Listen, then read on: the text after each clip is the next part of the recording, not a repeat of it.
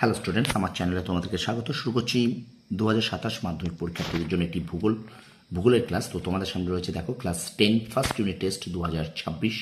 যারা তোমরা first unit test দেবে, তো পঞ্চম অধ্যায়, তোমাদের পঞ্চম অধ্যায় আছে ভারত। এই ভারতের থেকে তৃতীয় পার্ট যেটা আছে সেটা হলো ভারতের জলসম্পদ। ঠিক আছে, তো গতকাল একটি ভিডিও আমি কিন্তু তোমাদের ভারতের এই জলসম্পদ থেকে এমসিকিউ দিয়েছি। আজকে ভারত চ্যাপ্টারটার কিন্তু 8 নম্বর পর্ব হতে চলেছে। তো প্রথম থেকে শেষ পর্যন্ত ভিডিওটা দেখবে, একটু যেন স্কিপ করবে না। ঠিক আছে, তো চলো শুরু করি। মাধ্যমিক 2027 ভূগোল, ভারত, পঞ্চম অধ্যায় ভারতের জলসম্পদ থেকে এখন আমরা শুরু করব এসএকিউ, শূন্যস্থান পূরণ এবং তার সাথে শুদ্ধ এবং অশুদ্ধ তিনটে টাইপের কোশ্চেন আমরা একসাথে পড়ব। ঠিক আছে, তো চলো শুরু করি ক্লাসটি। আর অবশ্যই কিন্তু প্রথম থেকে শেষ পর্যন্ত দেখবে, কারণ এই প্রশ্নগুলো কিন্তু তোমাদের ফার্স্ট ইউনিট টেস্টে মানে তোমাদের জন্য ভীষণ ইম্পর্টেন্ট, ফার্স্ট ইউনিট টেস্টের জন্য, আর স্কুলের ইউনিট টেস্ট পরীক্ষা এবং তোমাদের ফাইনাল এক্সামের জন্য কিন্তু ভীষণ গুরুত্বপূর্ণ। আর একটা কথা যেটা আমি প্রত্যেকবার বলি, তোমরা কিন্তু শর্ট প্রশ্ন কোনো সাজেশন করবে না, শর্ট প্রশ্নের কোনো সাজেশন করে পড়বে না। ঠিক আছে, আমার ভিডিওটা ফলো করো। আমি কিন্তু অনবরত তোমাদের ইতিহাস, ভূগোল এবং বাংলার শর্ট প্রশ্ন ক্লাস করেই যাচ্ছি রেগুলার বেসে। ঠিক আছে, তো চলো শুরু করি ক্লাসটি। মাধ্যমিক 2027 ভূগোল, পঞ্চম অধ্যায় ভারতের জলসম্পদ থেকে। দেখো এসএকিউ, শূন্যস্থান পূরণ এবং শুদ্ধ অশুদ্ধ। দেখো প্রথম প্রশ্ন কি বলছে, ভারতের কোন রাজ্যে গঙ্গা নদীর নিম্নগতি দেখা যায়? পশ্চিমবঙ্গ। ভারতের অভ্যন্তরে অবস্থিত দুটি মিষ্টি জলের হ্রদের নাম লেখো। কোলেরু, উলার। 3 নম্বর প্রশ্ন, পূর্ব ভারতের তথা ভারতের বৃহত্তম উপহ্রদ কোনটি? অনুরূপ প্রশ্ন দেখো, এশিয়ার বৃহত্তম উপহ্রদ কোনটি? উত্তর চিল্কা। ঠিক আছে, তারপর দেখো, পশ্চিম ভারত তথা ভারতের বৃহত্তম লবণাক্ত জলের হ্রদ কোনটি?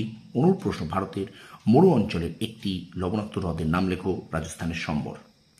ভারতের কোন রাজ্য বৃষ্টির জল সংরক্ষণে সর্বাধিক অগ্রণী? তামিলনাড়ু। দক্ষিণ ভারতের দীর্ঘতম নদীর নাম কি? গোদাবরী।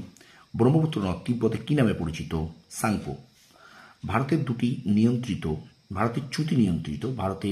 চ্যুতি নিয়ন্ত্রিত দুটি পশ্চিম বাহিনী নদীর নাম লেখো। নর্মদা ও তাপ্তি। আমার গলার ব্যথাটা এখনো সারেনি, ঠিক আছে, একটু হয়তো অসুবিধা হচ্ছে গলায়। আচ্ছা, নর্মদা নদী সৃষ্ট উল্লেখযোগ্য জলপ্রপাত কোনটি? উত্তর হবে ধোঁয়াধার। কাশ্মীর উপত্যকার দুটি হ্রদের নাম লেখো। ডাল হ্রদ আর উলার হ্রদ। আচ্ছা, গঙ্গা নদীর মধ্যগতিতে বিস্তার কোথা থেকে কোথা পর্যন্ত? এটা হলো হরিদ্বার থেকে পশ্চিমবঙ্গের মুর্শিদাবাদ জেলার ধুলিয়ান পর্যন্ত। পরের প্রশ্ন, তামিলনাড়ুতে প্রাচীন জল সংরক্ষণ পদ্ধতি কি নামে চালু ছিল? নাম্মাকু নাম্মে থিত্থাম। ঠিক আছে, নাম্মাকু নাম্মে থিত্থাম। আচ্ছা, পরের প্রশ্ন, ভারতের জাতীয় জল দিবস এবং বিশ্ব জল দিবস কবে পালিত হয়? 22 মার্চ। ভারতের জাতীয় জল নীতি কবে চালু হয়? 2000 সালে। ব্রহ্মপুত্র নদের উৎপত্তিস্থল ও পতনস্থলের নাম লেখো। উত্তর হবে কিন্তু এখানে চিমায়ংদং হিমবাহ, অর্থাৎ ব্রহ্মপুত্র নদের উৎপত্তিস্থল কিন্তু চিমায়ংদং হিমবাহ, পতনস্থল বঙ্গোপসাগর। পশ্চিম হিমালয়ের 3টি গুরুত্বপূর্ণ নদীর নাম লেখো। শতদ্রু, বিপাশা, ইরাবতী। গান্ধীসাগর কৃত্রিম জলাশয় কোন রাজ্যে অবস্থিত? মধ্যপ্রদেশ। ঝাড়খণ্ড ও পশ্চিমবঙ্গ রাজ্যের যৌথ বহুমুখী পরিকল্পনার নাম লেখো। দামোদর। ভারতের উচ্চতম জলপ্রপাতের নাম লেখো। কুঞ্চিকল। তারপর প্রশ্ন দেখো, সিন্ধু নদ তিব্বতে কি নামে প্রবাহিত হয়েছে? সিনকাবাব। রানা প্রতাপ সাগর জলাধার ভারতের কোন রাজ্যে অবস্থিত? রাজস্থান। কপিলধারা জলপ্রপাত কোন নদীতে অবস্থিত? নর্মদা। উত্তর ও দক্ষিণ ভারতের প্রধান জলাভিভাজিকা কোনটি? বিন্ধ্য পর্বত। ভারতের দুটি পূর্ব বাহিনী নদীর নাম লেখো। গোদাবরী, কৃষ্ণা। 25 নম্বর প্রশ্ন দেখো, ডিভিসি কোন নদী পরিকল্পনা অনুসারে নির্মিত হয়? অথবা অনুরূপ প্রশ্ন, আমেরিকা যুক্তরাষ্ট্রের ড্যাশ নদীর পরিকল্পনা অনুসারে দামোদর ভ্যালি কর্পোরেশন গঠিত হয়। এটা কিন্তু টেনেসি নদী। ঠিক আছে, তাহলে টেনেসি নদী কিন্তু ডিভিসি নদী পরিকল্পনা কিন্তু টেনেসি নদী অনুসরণে নির্মিত হয়। ঠিক আছে, পরের প্রশ্ন, লাদাখ ও হিমালয় পর্বতশ্রেণীর মধ্যে দিয়ে কোন নদী প্রবাহিত হয়েছে? সিন্ধু। চলে যাই আমরা পরের প্রশ্নে, দেখে নাও। ভারতের দুটি নিত্যবহ খালের নাম লেখো। উত্তর হবে নর্মদা খাল, উত্তরপ্রদেশ উচ্চগঙ্গা ও নিম্নগঙ্গা খাল। কাশ্মীরে প্রবাহিত বিতস্তা ঝিলাম নদী, বিতস্তা যা ঝিলাম একই নদী কোন নদীর উপনদী? সিন্ধু। ভারতের মরু অঞ্চলের প্রধান নদীর নাম কি? লুনি। কোন দুটি নদী মিলিত হয়ে গঙ্গা নদী সৃষ্টি করেছে? ভাগীরথী ও অলকানন্দা। এবার দেখো শূন্যস্থান পূরণ আছে, দেখে নাও।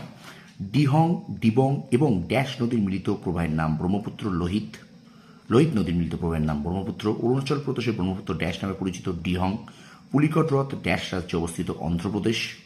লেক ডিস্ট্রিক্ট অফ ইন্ডিয়া নামে পরিচিত উত্তরাখণ্ডের নৈনিতাল। মালাবার উপকূলের উপহ্রদগুলিকে স্থানীয় ভাষায় ড্যাশ বলে কয়াল। পেনগঙ্গা ড্যাশ নদীর উপনদী, গোদাবরী নদীর উপনদী। ব্রহ্মপুত্র নদ বাংলাদেশের ড্যাশ নামে পরিচিত মেঘনা। ড্যাশ পর্বত নর্মদা ও তাপ্তি নদীদ্বয়ের মধ্যে জলবিভাজিত হয়ে অবস্থিত সাতপুরা। ড্যাশ নদীকে পশ্চিমবঙ্গের দুঃখ বলা হয় দামোদর। ভারতের কর্ণাটক রাজ্যের যোগ বা গেরসোপা জলপ্রপাতটি ড্যাশ নদীর উপর অবস্থিত শরাবতী। ড্যাশ ভারতের বৃহত্তম সেচ খাল ইন্দিরা খাল। ইন্দিরা গান্ধী খাল ড্যাশ রাজ্যে অবস্থিত রাজস্থান। লোকটাক হ্রদ ভারতের ড্যাশ রাজ্যে অবস্থিত মণিপুর। ভারতের উচ্চতম চোলামু হ্রদ ড্যাশে অবস্থিত সিকিম। নর্মদা নদী ড্যাশ শৃঙ্গ থেকে উৎপন্ন হয়েছে অমরকণ্টক। ইন্দিরা গান্ধী সেচ খালটি ড্যাশ নদীর সঙ্গমস্থল থেকে খনন করে রাজস্থানে আনা হয়েছে শতদ্র বিতস্তা। অলকানন্দা উৎপত্তি লাভ করেছে ড্যাশ হিমবাহ থেকে শতপন্থ। ভারতীয় উপদ্বীপের বৃহত্তম হ্রদ হল ড্যাশ তামিলনাড়ুর কালীভ্যালি। ভাকরা বাঁধের পিছনে অবস্থিত বিশাল জলাধারের নাম হল গোবিন্দসাগর।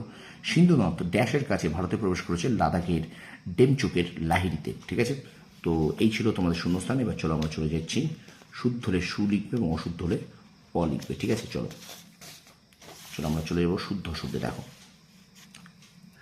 চিরপ্রবাহী নদী বা জলধারা থেকে নিত্যবহ খাল খনন করা হয় শুদ্ধ। ভাগীরথী ও অলকানন্দা নদীর মিলনস্থল হল দেবপ্রয়াগ শুদ্ধ। কানপুর গঙ্গা নদীর তীরে অবস্থিত শুদ্ধ।